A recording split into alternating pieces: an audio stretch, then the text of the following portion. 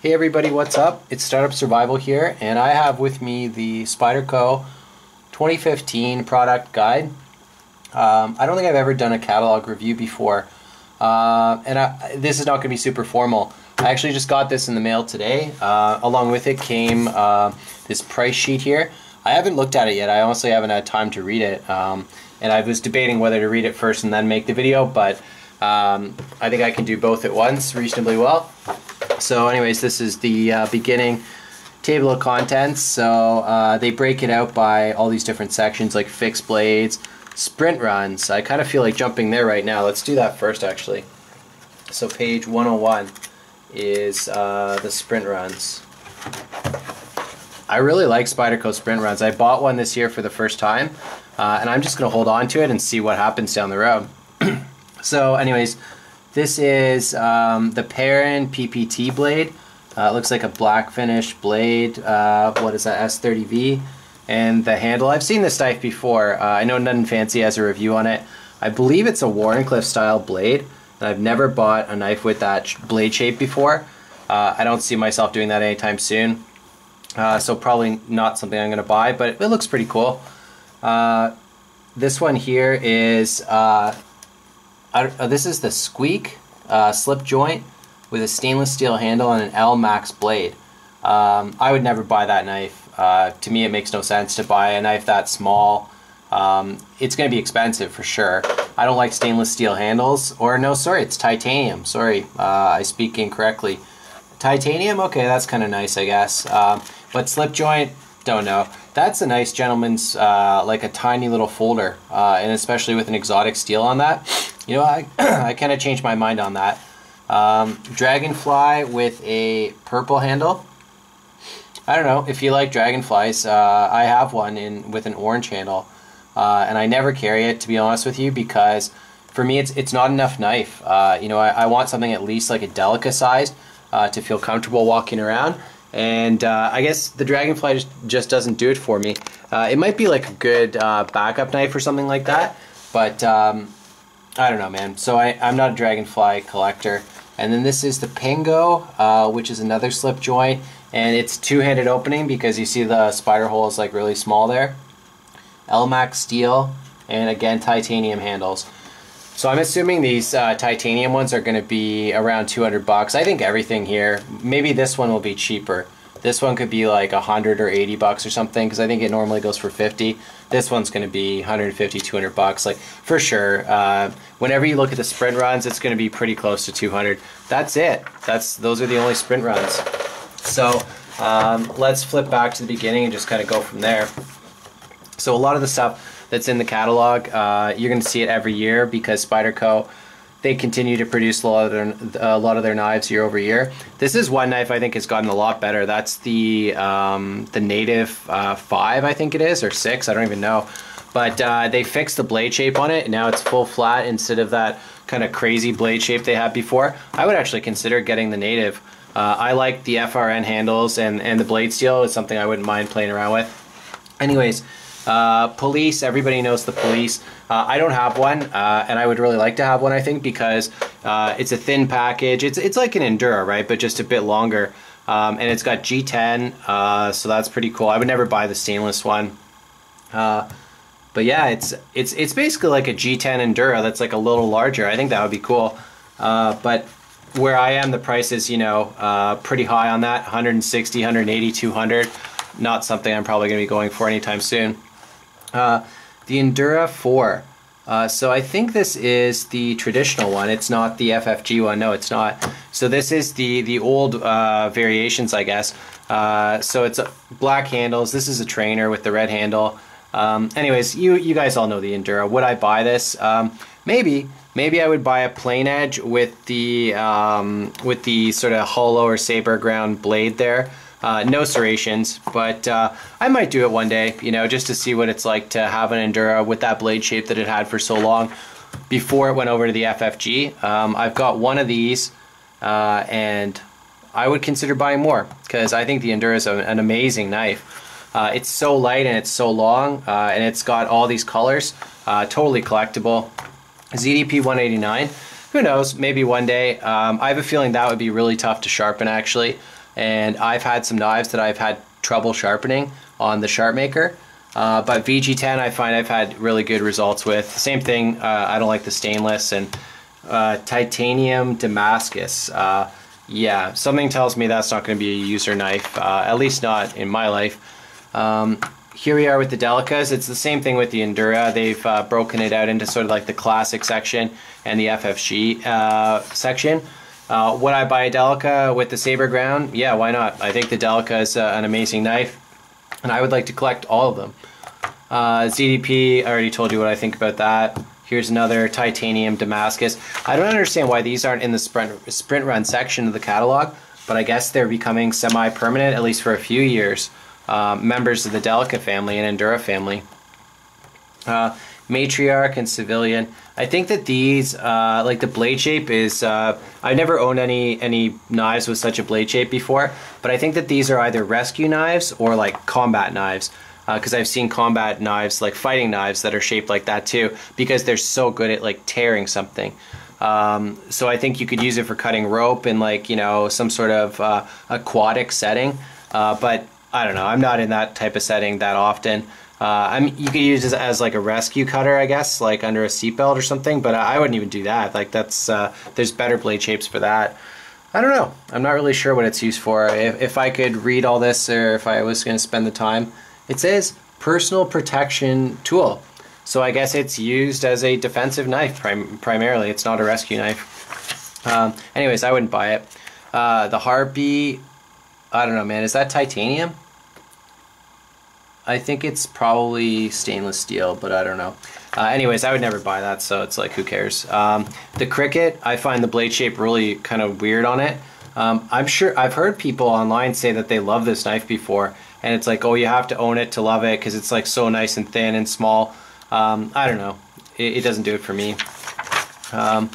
Okay, oh, here we are into the Natives. So this is something I would actually consider buying in the, you know, somewhat near future, because they fixed the blade shape on it. I think the weight is really, really reasonable. Whoa, the lightweight is 2.5 ounces, and the G10 is 3.7. So that's very reasonable weights. You know, it's got that same sort of handle as the Delica and the Endura that I like so much. And the blade steel I think is pretty cool. It's nice to have something different than VG10 and S30V. Who knows, maybe this is a knife I'll pick up later this year, because it seems like they've kind of fixed it. The Military titanium and the fluted titanium, I've handled this one before and I was underwhelmed by it. At the time I was considering buying a Military, buying like a nicer knife. I ended up buying the Benchmade Osborne instead, and I mean, I think that's probably a way better knife than this, especially for the price. But yeah, I handled this, and I don't know, it was okay, but it wasn't anything that special. Until they fix the clip on the Military, until they make it tip up, which I think will require a full redesign in the G10 model anyways. This one they could make tip up, no problem, but they're not doing it for whatever reason. Anyways, until they fix the pocket clip and make it go tip up, I'm not buying the Military. I would love to have it, but I'm, yeah, you can see in all the pictures, it's all tip down, and that's not how I like to carry my knives. I think I could probably get over it, but even if I could, the price on these knives is so high. It's like 160, 180, 200, you know, and the titanium one I think is 275 or almost 300 bucks. Maybe it's more, I don't even know. Anyways, but there's no need to buy that knife in my mind, because you can buy the paramilitary too, and I have 3 of them right now. One's a Sprint, and then I have this one and that one, which I got as birthday gifts on different years from very good friends. This one is pretty cool. I wouldn't mind having that one. I mean, they're all cool, man. Pick whatever one you like. Do you see a knife here that is not a cool knife that you'd like to have? I think I want all of them. I've had a Manics before, and check it out. They fixed the blade shape. They took away the saber grind and they put on a FFG because it sells better and people like it better. That was one of the things I didn't like about that knife. It was very strong. Like I think it was like it's a really good knife. And if it was like the first Spyderco I'd ever owned, I might have liked it. And remember, we're talking about the saber ground version. But for me, it was just too heavy. The lock was sticky. I didn't like the blade shape. So I had 3 problems with it, and I had better knives to carry, so I sold it. And I got back pretty close to what I paid for it. I also own this one. and I had like no luck with the blade steel at all. I found that it was just mysteriously losing its edge, like again and again, like really fast. And I think part of the problem was I was cutting in the kitchen on ceramic plates, which I do with my knives sometimes. I don't think that was the whole problem though, because I do that with other knives and they don't dull that quickly. Anyways, I didn't have a good experience and I sold that too. Got back similar to what I paid for it. Something I would consider buying, and I mean, I don't even know if I should go down this whole Manics thing again after 2 Manixes that did not serve me well. But I would consider getting this knife in a better blade steel, like the CPM S110V. I think that would be pretty cool to try. Probably pretty expensive though. I think that would make it like 120, 130 bucks, up from 60, 70-ish. So it's like, are you going to pay like double the price for a different blade steel? I don't know. Probably not. These are the Manics XLs. Too big. I probably would never buy those knives. They're heavy, I think. 5 ounces, 5.2 ounces. I have lots of other knives that I like better that are lighter than that. Like this one, for example, which I've never bought. But it kind of looks like they've, this is of course the Spyderco Stretch. It kind of looks like they've discontinued the VG10 model. They both seem to be in ZDP 189, which I think people were buying that knife in quite commonly. So maybe they just said, hey, we have the Endura and the Delica already for VG10. Why don't we just exclusively make that ZDP 189? Sorry, just getting a drink. And this one has that G10 on it. I don't know if this is permanent because it's not in the sprint run section, but that's a nice looking knife. I wouldn't mind that, but that is probably going to be, if it's not a sprint, it's going to be like 139, 149, something like that. That's a lot of, it's going to be a lot of money for sure. Here we are at the Dragonflies. I kind of already talked about those. Here's the one that I have. I kind of wish I'd gotten the black one, to be honest with you, because I find that bright knives, I just don't want to carry them as much because they stand out more. I also looked at this one at the time, and I decided not to buy the G10 model. It's very nice looking, actually, and the fit and finish, I think, is pretty awesome. But I decided not to get that because it weighs like twice as much as the FRN version. The G10, 2 ounces. And the FRN is like 1.2, 1.3. So it's like you feel the difference in weight. And I wanted this to be a super lightweight knife, so I went with that. Plus it was cheaper. These are the Ladybugs and the Man Bugs. These knives don't have clips on them. So if I'm going to carry a knife without a clip, I'll carry a Swiss Army knife or something like that.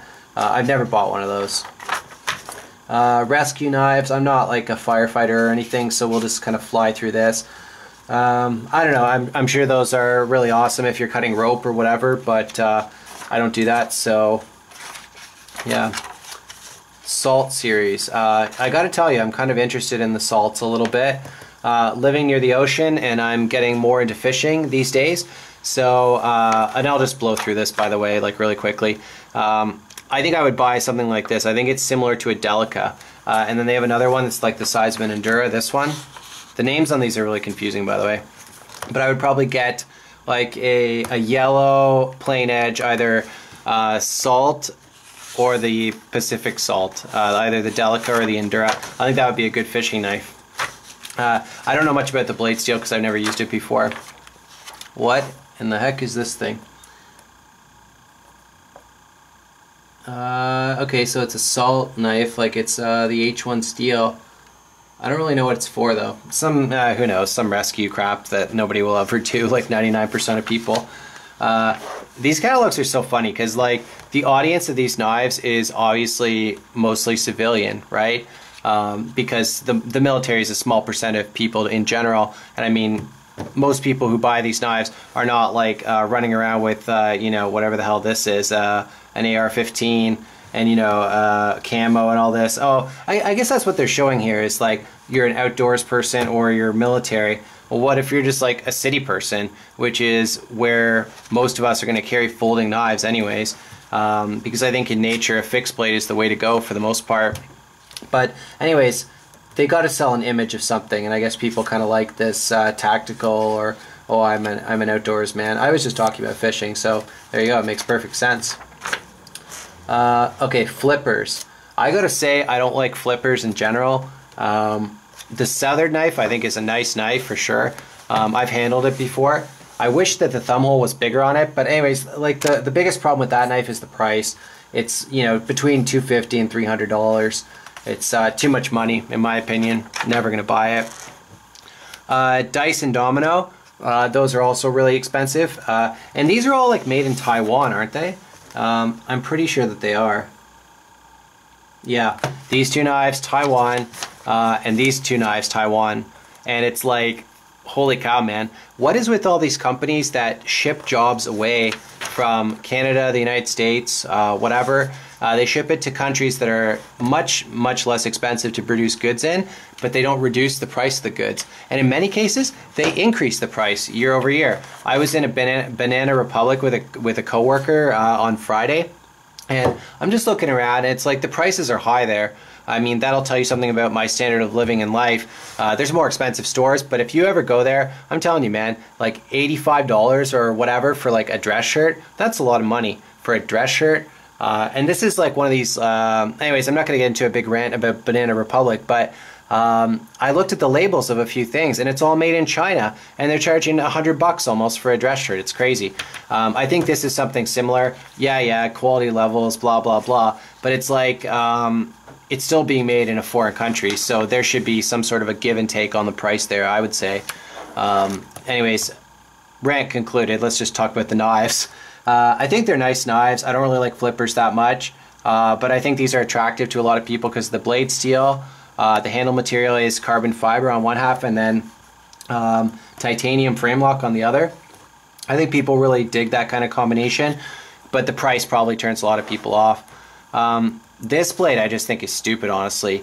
I never liked the look of this blade. The Rubicon, I don't know who designed it. Okay, Peter Carey, whoever that is. But the things I don't like about it, the pocket clip is weird. You know, it looks like a Kershaw pocket clip. And then it's got the flipper. This stinks of like a Kershaw knife. So I don't know, I just don't like it. I hate Kershaw as a company. The blade shape is totally weird. It looks like a proprietary, whatever you call that there, the pivot. So it's like going to be a pain in the butt probably to service that. You know, blade show of the year. Yeah, people love expensive knives with big blades on them and cool blade steels or whatever.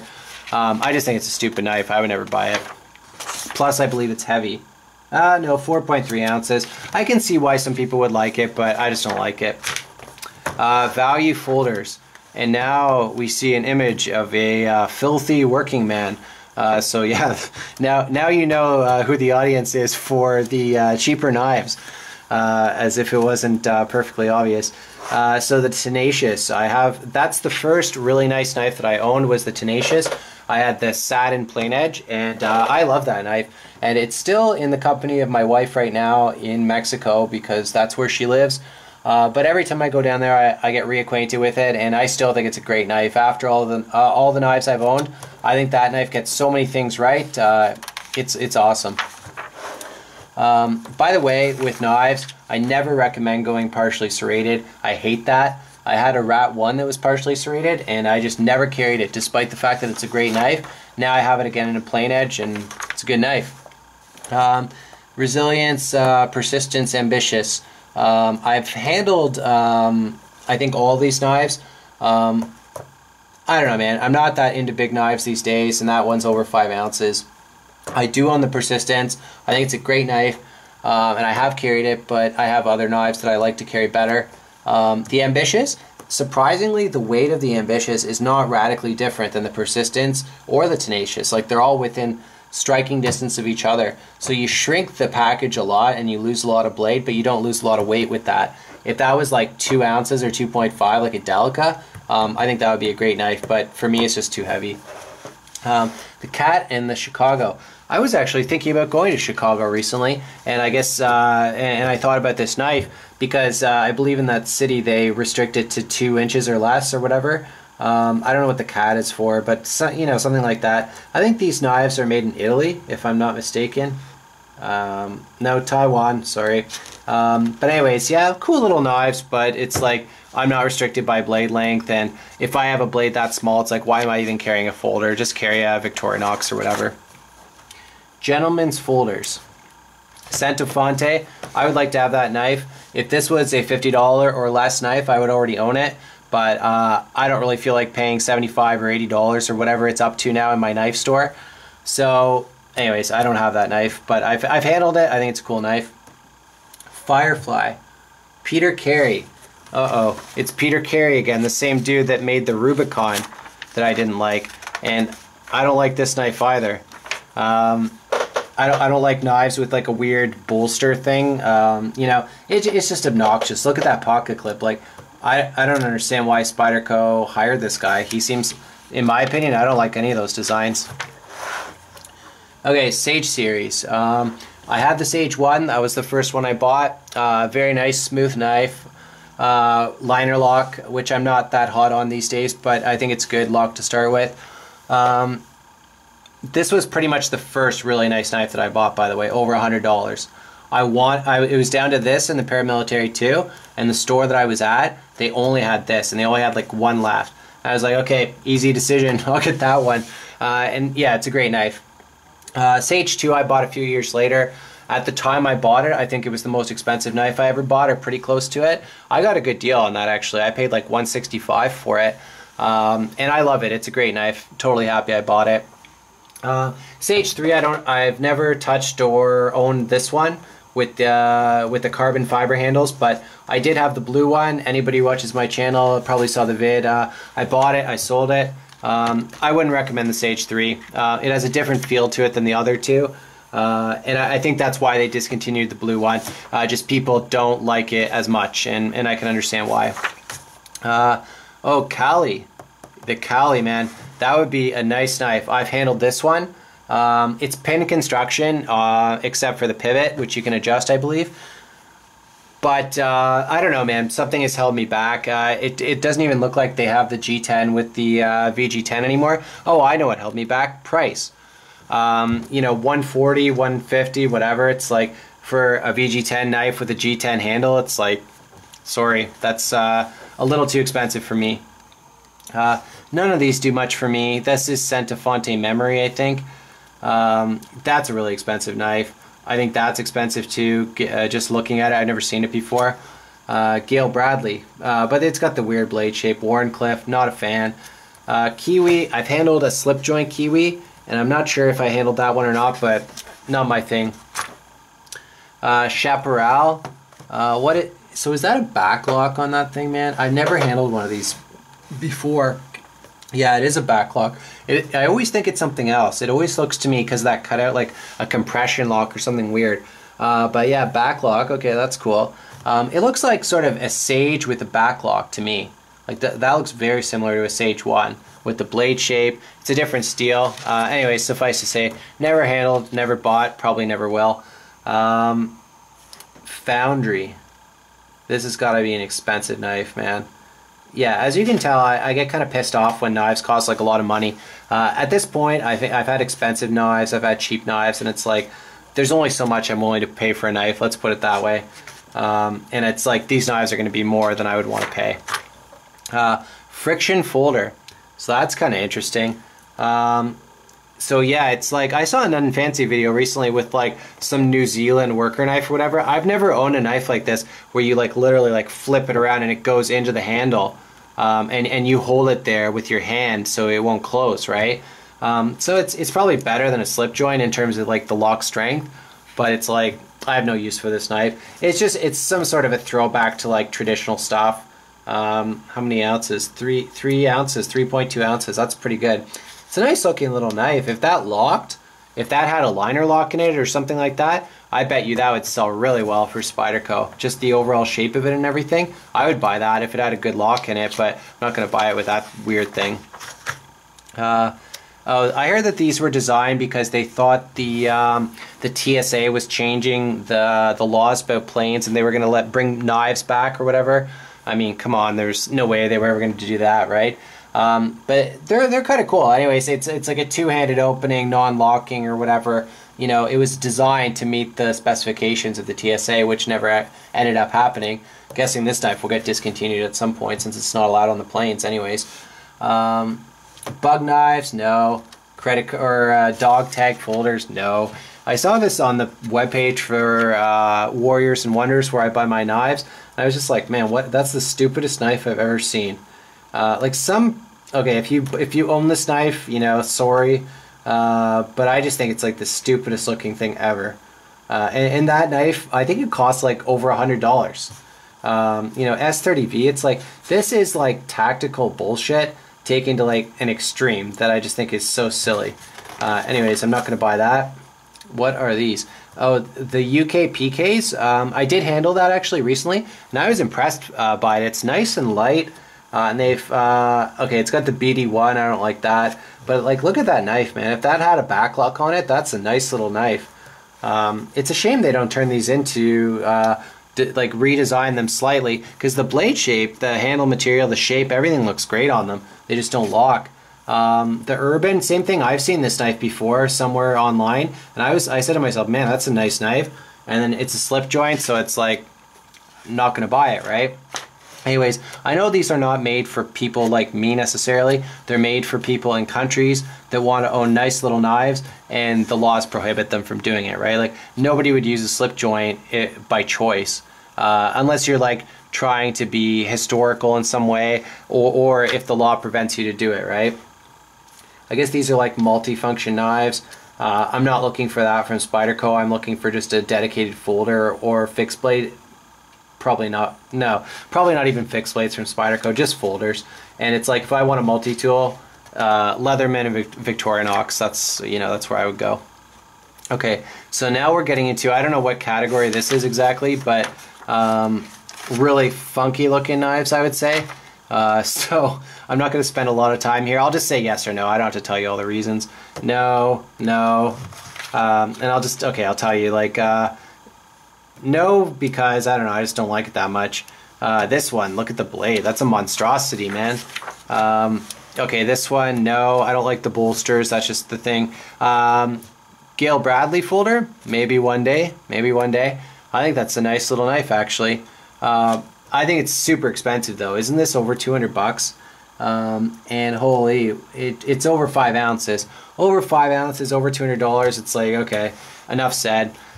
Techno, that's a nice little knife, but it's like, that's a jewelry knife, or, you know, what percent of people would this like actually appeal to, right? Like a $200 knife made in Taiwan, again, I think, yes, Taiwan, Taiwan, same thing.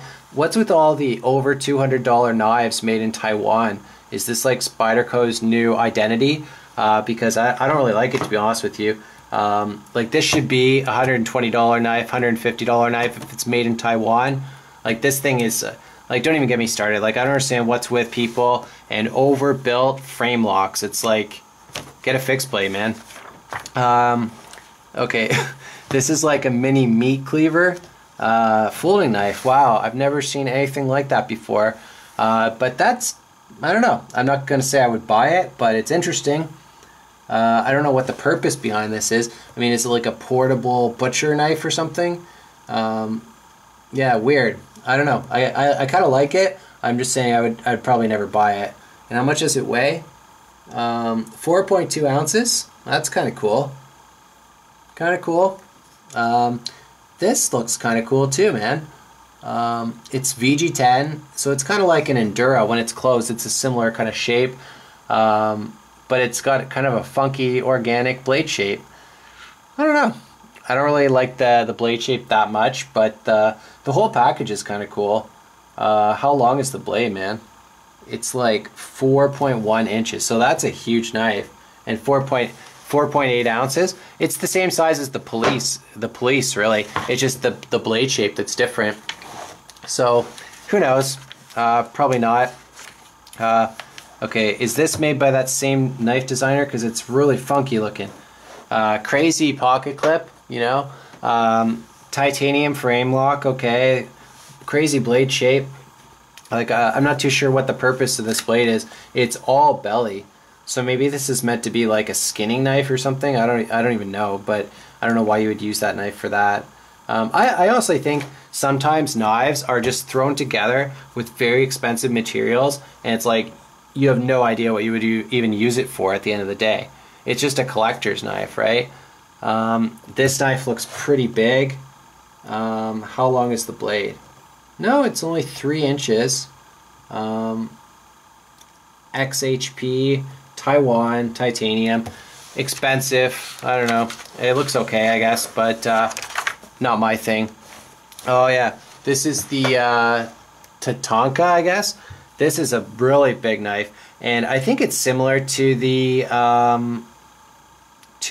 Triad lock from Cold Steel. It's some sort of a weird new locking mechanism where it's a back lock but with something else added into it.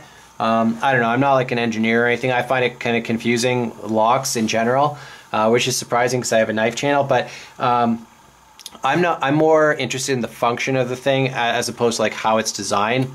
I guess that's just my nature. But anyways, that's you know, new locking mechanism, huge knife, VG10, G10. I'm sure it's going to sell pretty well, but I would never buy it. Too big, you know. How big's the blade? 4.5 inches. Like, I don't know, man. I've got a Recon 1 that's 4 inches long, and I don't carry that. It's in my bug out bag. P-Cal. No. Lil Lion Spy. Okay. Let's talk about this knife for a second. This knife, no. That knife, no. None of these except for maybe that. Okay, and where is this made again? Italy, because Lion Steel is from Italy, right? So it's a, I guess that's a G10 and then a titanium frame on the back of it. I find the Lion Steel SR1s and SR2s, and then I don't know where the big Lion Steel is for this. Maybe they discontinued it. But I find them to be nice knives. The blade is a little too wide maybe, but there's overall it's just a very attractive knife, I would say. For me it's a price thing. The Lion Steel directly from them, I think it's like 200 or 250 or something like that. To buy the Lion Spy or the Little Lion Spy from Spyderco, it's like 350 or something insane. Like, it's just too much money. So I've never gone down that road. Yojimbo, I've seen that knife before, but I don't like the blade shape, so I would never buy it. Karahawk, I don't know what this is for exactly. I don't know, cutting stuff very, very aggressively. I don't like that blade shape either. What is this thing? Janus Song. So the Janus Song is meant to look like a ballast song, I suppose. I don't really know what the difference is, but I do know that ballast songs are illegal in Canada. Yeah, see. Oh, I see. It's intended only for sales outside the US. So, okay, they've got all these like rules and stuff. Oh, so it can't be imported into the US because of how it works. I wonder if you like flip it around or something and that's how it like does its thing. I don't know. I don't really understand this knife, to be honest with you, and I would never buy it. I mean, you can read more about it later if you want. The Ethnic series, I'm going to blow through this because I wouldn't buy any of them. I'll just kind of show you what's in here. Oh, well, that's it. I guess they understand that it's not the most popular thing. Fixed blades. I have never bought a fixed blade from Spyderco. I'm sure that they're very good. I believe all the blade steels are all stainless steels. But they look kind of cool, and it's funny how they still have the hole in there. This is obviously like a bushcrafting sort of outdoor knife. FFG looks pretty nice. G10 or whatever this is, handle. Is that G10? I don't know, I can't find it on there, but yeah, G10. And you know, you got like a nice clip here with a, I forget what that lock is called on the back, but I mean, like, it's compatible with Molly and you can clip it to somewhere. Pretty convenient little package. Nice little knife for sure. Guessing it's going to be expensive. Okay, the Puko. This looks like a Cody Lundin type of knife. Bushcraft. Okay, so that's clearly a Bushcraft knife. That's an expensive knife, man. I don't know how much this one is, but 01, is that not a carbon steel? Yeah, it is. I think that Bark River uses 01 and A1 and stuff like that. I'm sure that's a really nice knife. South Fork, Bradley Bowie. I like the color of the G10 on that one. The problem is when I look, all the fixed blades from Spyderco, they're all like well over $100. Like there's literally nothing for less than that. I don't think. And in fact, they go way over that. Like usually between 150 and 200. You know, they're nice for sure, but I've never bought one, and who knows if I will. That's a cool little knife. Street Beat. This thing is just a monstrosity. Like it's designed to chop, you know what I mean? Like it's got that big heavy blade on it and small handle. You're gonna have a lot of momentum and be able to chop pretty well with that, I would assume.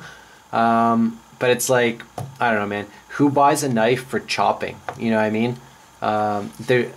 So it's got a crazy handle too. I don't know. I'm sure it's good. I don't know how that FRN would hold up on a fixed blade, but whatever. Ronin 2, that's a fixed blade too, eh? That's kind of cool. Okay, these are nice. It sort of takes me back to that whole like Endura Delica thing because of the handle. I don't know, man. If that was like $60 or $80, I would probably give it a chance at some point. We'll see. I don't think that's how much it costs though. These are like dive knives, I guess. That's the whale rescue knife. It's interesting. We already looked at the sprint runs. Here's the kitchen knives. I don't know, maybe. Sharp Maker, I do have that and I love it. I think it's for people who are just like, if you have no clue how to sharpen, which I didn't at the time, and I still really don't, I guess, but this is a great thing to start with. $60, it's like less than the cost of one knife, as opposed to those like Edge Pro Apex, which is like 200 plus or 400 or whatever. You know, those are expensive sharpening systems. I'm sure they're better, but this will get you very good results for a reasonable price tag. Other sharpening stones, I have had to replace the stones on mine because I dropped them on a ceramic floor and you know, they broke. Long story short. Diamond rods, I don't know, man, that's kind of interesting. Maybe you could use those for reprofiling or like very aggressively changing your knife. But the medium and the fine, I think, are what comes with it or whatever, and those are good. These are just freehand sharpening stones. Whatever. Every company makes stones. I do have one of these little combo stones. It's not bad. I can get the job done, but I don't know. It's better to have a broader stone, I think. These are like storage options. I've seen the spider packs before. They're pretty cool, but I like to keep my knives somewhere I can get them easily. Lanyards, yada yada yada. Let's go to the bird knives. Okay, CarCar 2, yes, love it. I have the FRN. I've never had the G10 before, but I've been tempted on many occasions. The problem with the G10 is when you go there. Oh, and I don't understand this, man. They're not listing some knives that they normally do. Like, they don't mention the G10 one at all. So I don't know if that means it's been discontinued or they're just failing to mention it, because I would be shocked if they discontinued the G10 of that. In which case I probably should get one. Oh wait, here it is. It's on the next page. Never mind. Yeah, so it's still there. I probably still should get one, but 4.5 ounces versus 3.4. Not a huge difference, but you would feel the difference for sure. And something I really like about this knife is the lightness. Rescue blade, nah. Next, Meadowlark. I've handled it. It's nice. I might get one someday. They're certainly cheap enough. If you really want a Delica and you can't afford it for whatever reason, get yourself a Meadowlark. I'm sure you'll be extremely happy you did. G10 version, a little heavier. 3 ounces, G10, nice. Okay, so these are sort of like those aggressive hawkbill blades or whatever. This knife, the turn, I think it's a slip joint. Yeah, these are slip joints. Nice design. I like locks. This is the bird robin and the finch. I don't really know what the... Okay, so the finch, I guess, is smaller and it has no clip. The robin I've handled before. I believe it's a little heavy. It's heavier than the dragonfly from Spyderco, because all these bird knives are based on other Spyderco knives. It's heavier. This is 2.1 ounces versus 1.3 for the dragonfly, so it's so much heavier. and similar size, but same thing. If you can't afford a Dragonfly, get one of these. I'm sure you'll be extremely happy. In the back they just have warranty, handle materials, locks, and whoa, those are all the knives. So anyways, that is the end of the Spyderco catalog. If you stuck around this far, you can always mail away and get these for free from Spyderco. I'm sure if you're in the United States, they'll do it fast. This one took a while to get. I was very surprised to get this today, but I think it took like over a month for sure. Anyways, it was pretty cool to look through it. Got some more ideas if I ever want to spend more of my hard-earned money on Spyderco. Thanks for watching.